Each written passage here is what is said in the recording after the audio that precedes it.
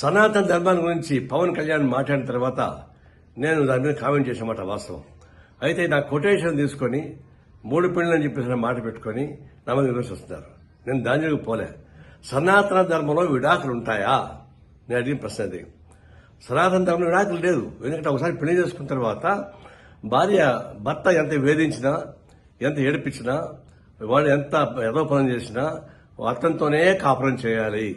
భర్తని వ్యతిరేకిస్తే ఆయన పాపానికి పోతారు అని, భర్త చనిపోతే చితిమంటల పైన భార్యని కూడా తగలబెడతారు అనేది దాని సారాంశం.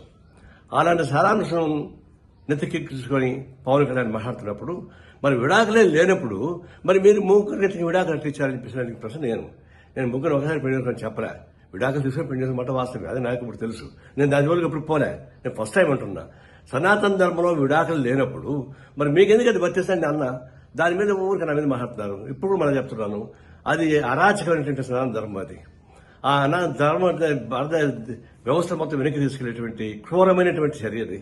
అలాంటి క్రూరమైనటువంటి ఫిలాసఫీని ప్రచారం చేయడం అనేది చాలా ఘోరమైనది. ఇప్పుడు చెప్తున్నా, సనాతన ధర్మాన్ని విమర్శించే వాళ్ళని నిన్న అరెస్ట్ చేయని చెప్పేసి పవన్ కళ్యాణ్ చెప్తున్నాడు. నేను చెప్తున్నా, సనాతన ధర్మాన్ని సమర్థించే వాళ్ళని అరెస్ట్ చేయమని చెప్పేసి చెప్తున్నా. పవన్ కళ్యాణ్ సహాన్ని అరెస్ట్ చేయాల్సిందే. అది మన సెక్యులరిజానికి, ప్రజాస్వామ్యానికి, మన రాజ్యాంగానికి అర్థం పట్టే పద్ధతిలో ఉంటుంది. కాబట్టి సనాతన ధర్మాన్ని విమర్శించే వాళ్ళని కాదు, సమాజాన్ని సమర్థించే వాళ్ళని చర్య తీసుకోవాలని కోరుతా ఉన్నా.